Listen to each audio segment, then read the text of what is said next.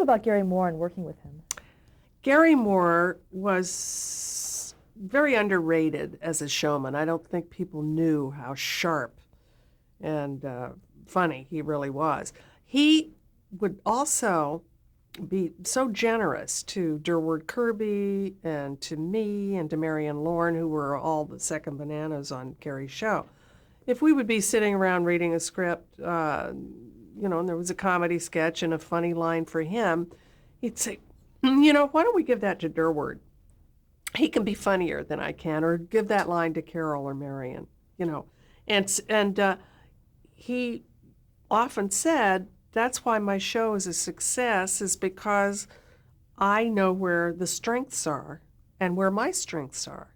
So he spread it out, and the show was very, very successful, very popular show. And he ran the show with love. He knew what he was doing. Everybody respected him. I never, in all my days there, ever heard him raise his voice. So of course nobody else would either, So it was a happy, happy show. And years later when I got my show, I said, that's exactly the way I want our show to be, is the way Gary was. And to have a great rep company and give everybody their aria, give everybody a chance to shine, because it's only going to make our show better. And I learned all of that from Gary. Do you have a favorite moment, a personal moment from that show? Favorite personal moment from Gary's show? They tricked me at one point. It was my final show, and we had done a sketch called Found Money. And we'd done it earlier in the season. And Gary said, is there a favorite sketch you want to repeat for your final show? And I said, I love Found Money. Let's do that one again. Okay. Now, we rehearsed it.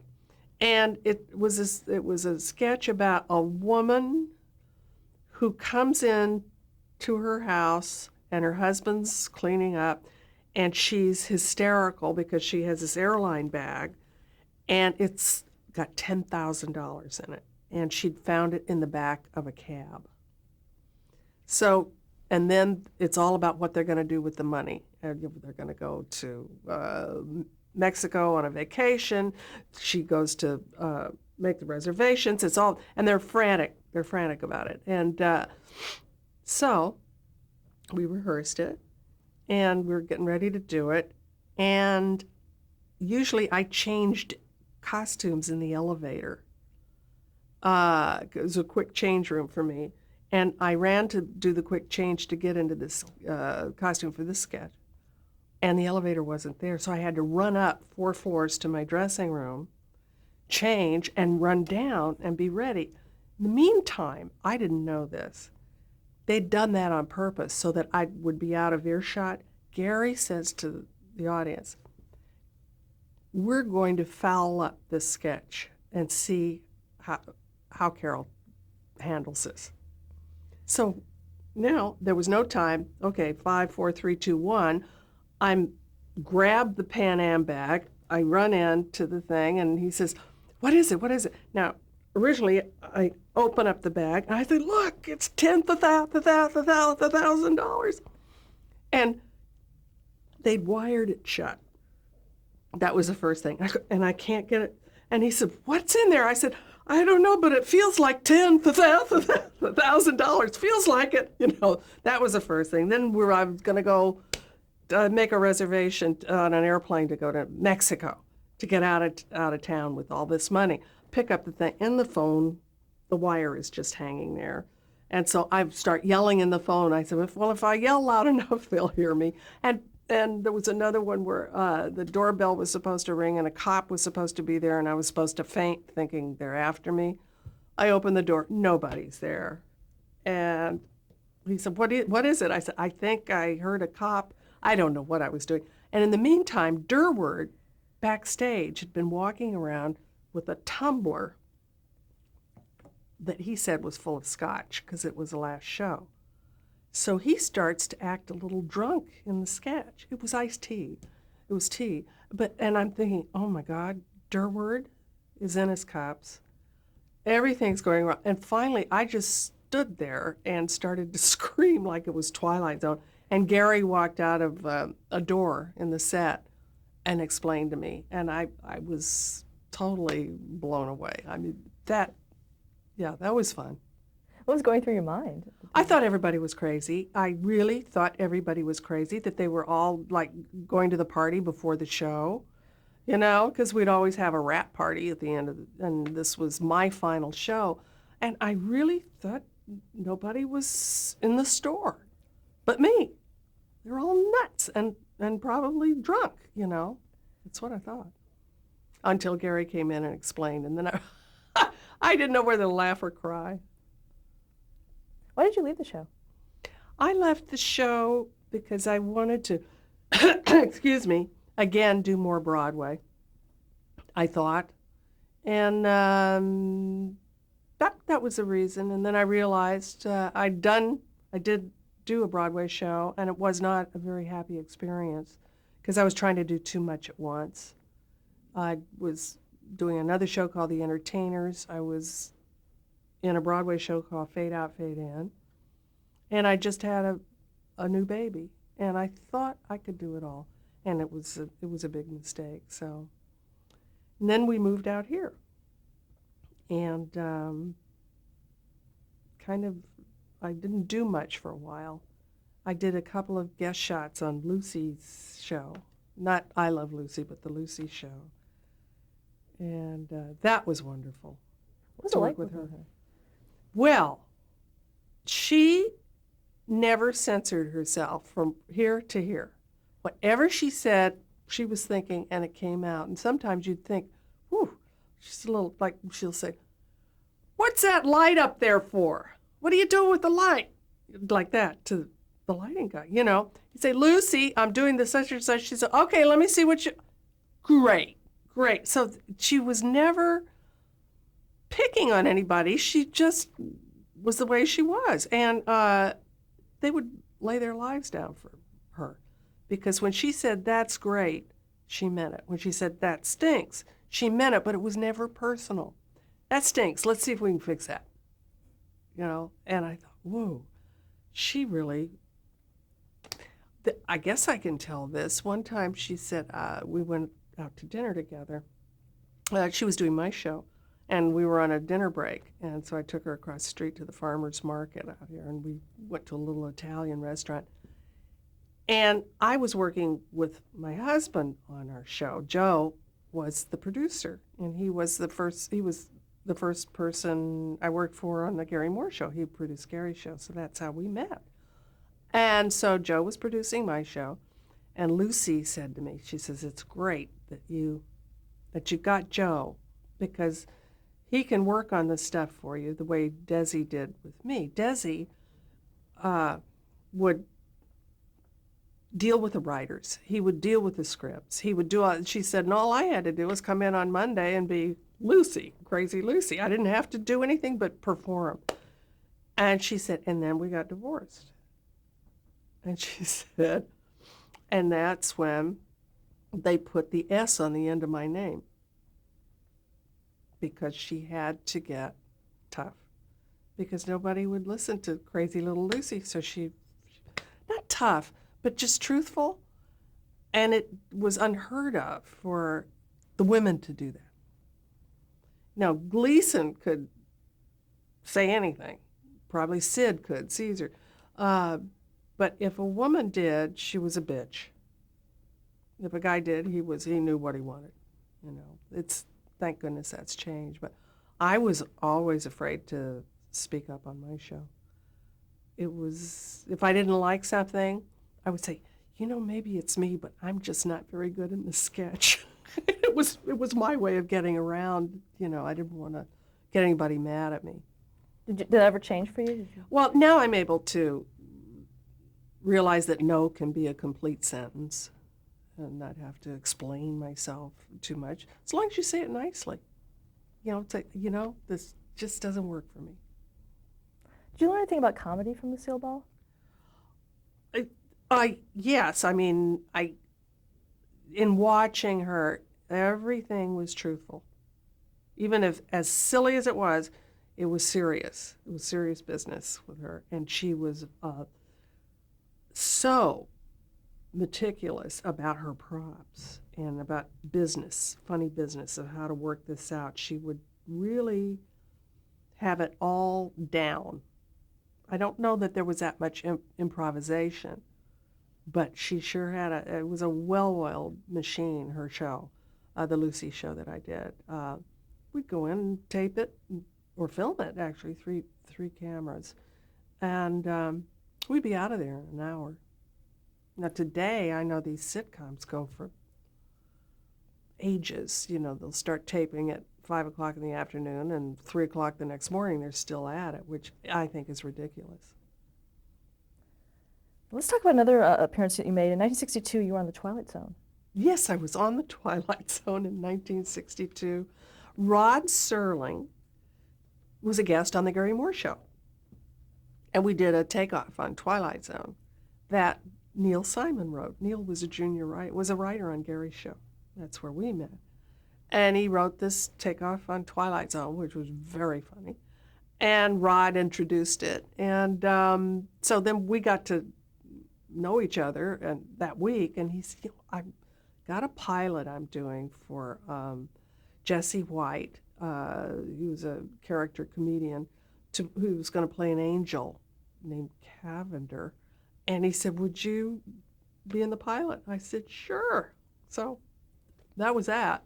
But I played an usher in it, and I took a bit of the routine, of the usher routine from when I was actually a real usherette, when I was going to college.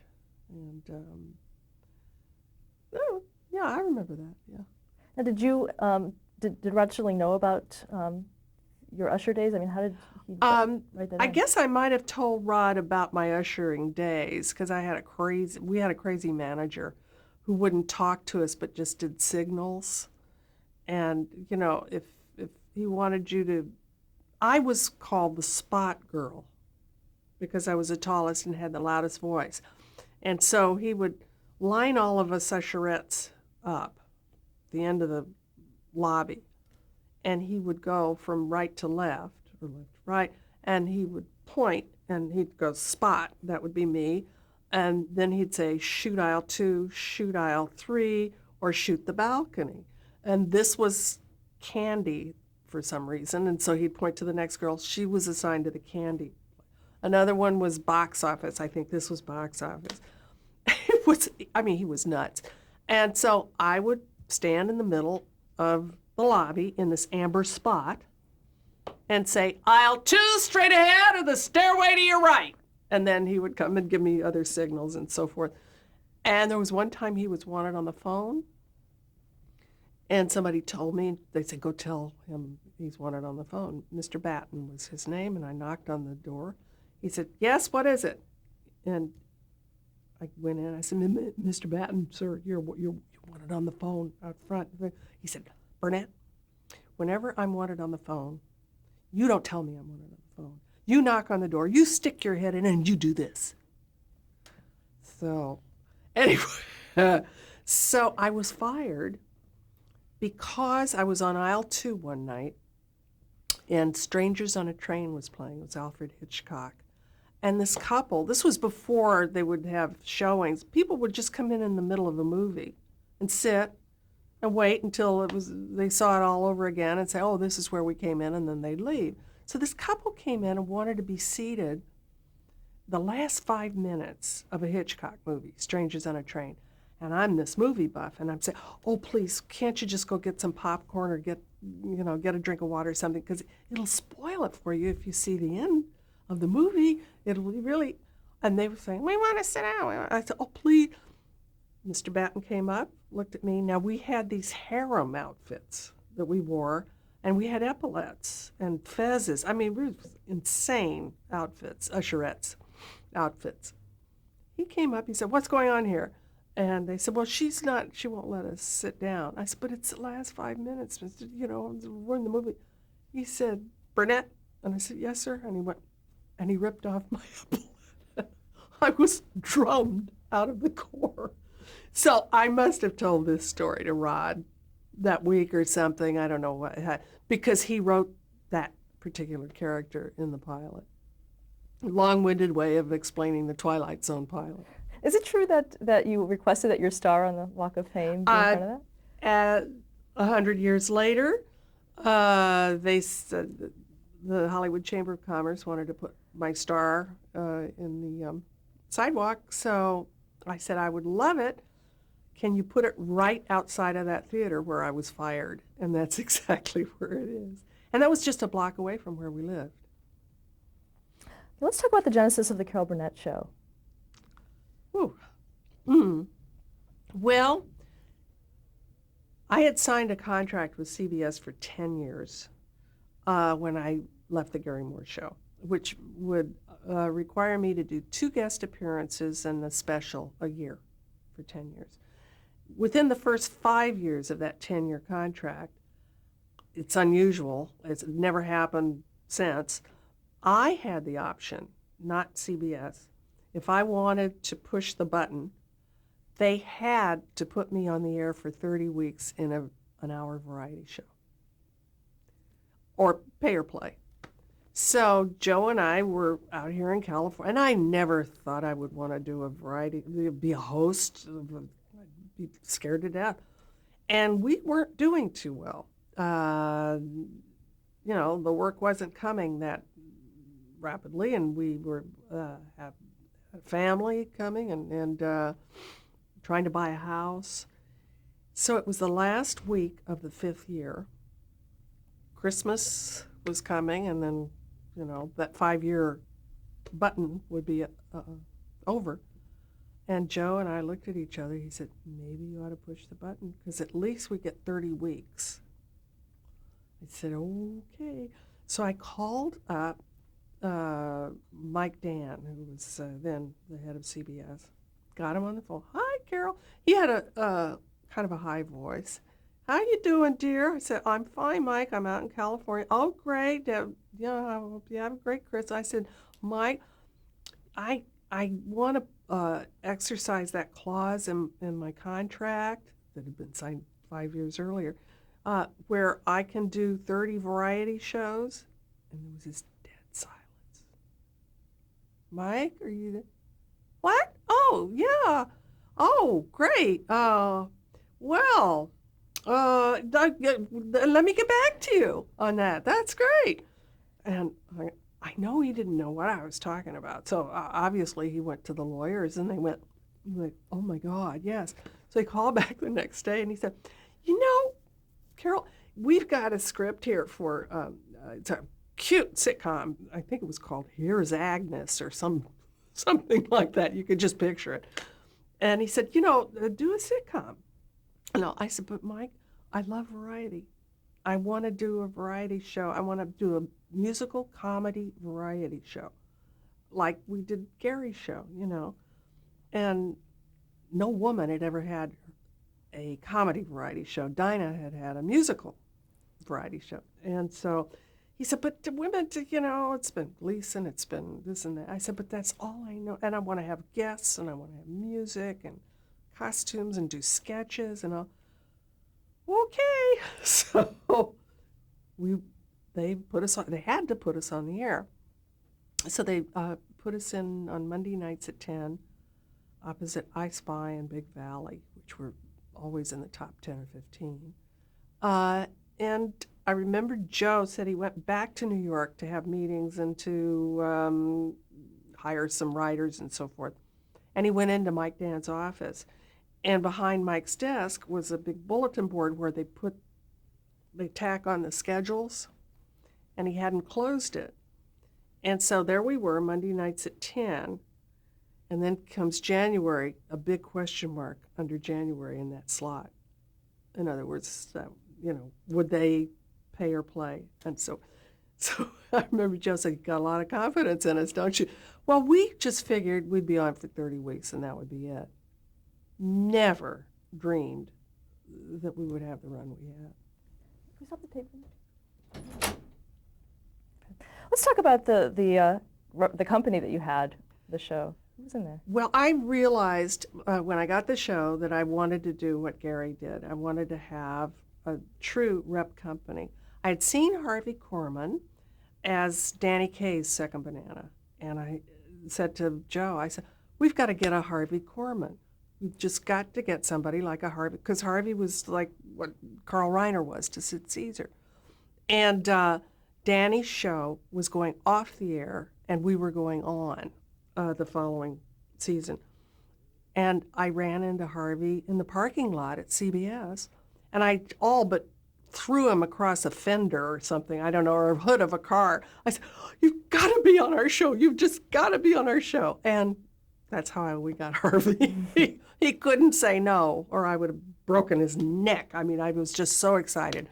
And Vicki Lawrence wrote me a fan letter and wanted some advice and stuff. And in the fan letter had mentioned that she was 17 or 18 years old, and she was in a group called the Young Americans, singing group, and that she was vying for the title with 7 other girls of Miss Fireball of Inglewood, and that they were going to have this contest on such and such a night. The letter reached me on the day that the contest was being held, and I read that, and I saw a picture of her that she sent me that had been in the newspaper, and I had a feeling about it. And Joe came downstairs, and I said, we're going to go see a Miss Fireball of Inglewood contest tonight. And I was pregnant. I was about 14 months pregnant with my second daughter. I'm out to here. And he said, we're what? I said, don't argue with me. I'm pregnant, and I want to go see the Miss Fireball contest. And so I thought I should call Vicki and tell her we're going to come, and ask her if it's okay. Is she happy with what she's doing? So her father was listed in the paper as Mr. Howard Lawrence of, I think it was Inglewood. So I got their number from the operator, and I called. And Mrs. Lawrence picked up the phone, and she said, hello. I said, hi, is Vicki home? Is Vicki there? And she said, yes, who's calling, please? And I said, it's Carol Burnett. Vicki! She started screaming, Vicki! Vicki gets on the phone. She goes, hi, Marcia.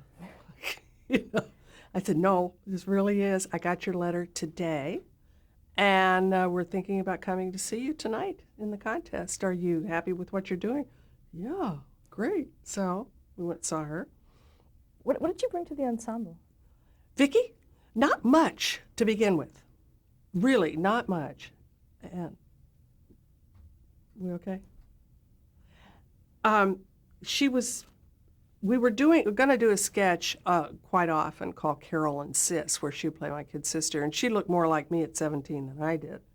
And so we thought we would do that. And so for about 4 years, Vicki was the kid sister on this and hardly did anything, with a couple of musical numbers and stuff like that. But she was a sponge, and she absorbed everything that Harvey was doing and that I was doing, and the guests and so forth. And like about the 3rd or 4th year, she started to come up with silly little characters, and then just kept improving and kept going.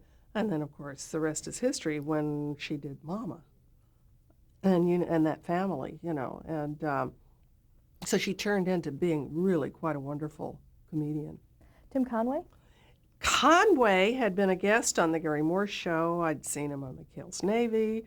And there's nobody funnier in the world, I don't think, than Conway. But he was on our show as a guest pretty regularly, once a month, sometimes twice a month.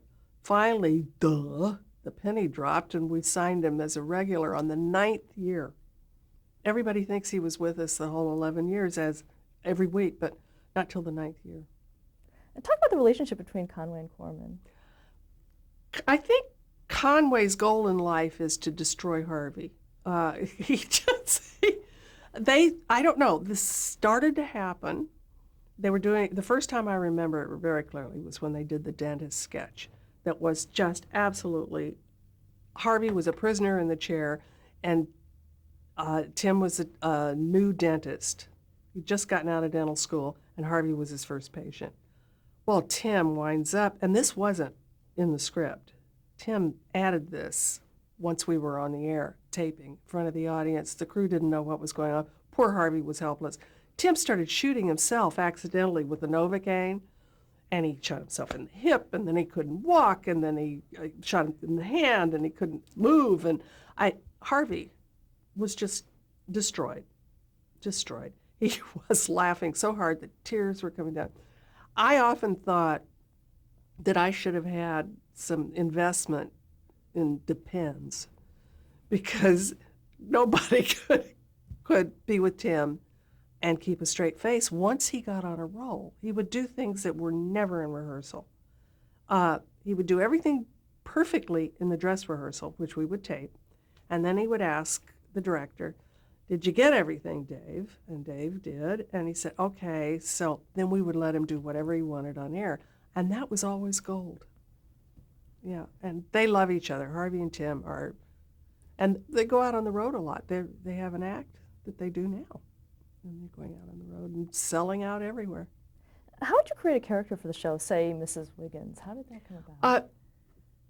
My created characters, when I wasn't sure of them, Bob Mackie would create the characters for me, because he would come up with a look, a certain kind of a shoe, a wig, a suggestion for makeup, and that would give me my walk or how I might talk or whatever. Like Mrs. Wiggins, for instance, he put me in that funny little flowered thing and a push-up bra and a very tight black skirt. And when I put the black skirt on, it had been worn before, and the behind bagged in the skirt. And I said, and I've got a real flat bottom. And I said, "Bob, I think we're going to have to take this in." And Bob said, "No, stick your butt out into where it's sagging." And that gave me the Wiggins walk, because it was like that. I mean, it just happened. Now, Eunice, I just knew who she was when I read the script.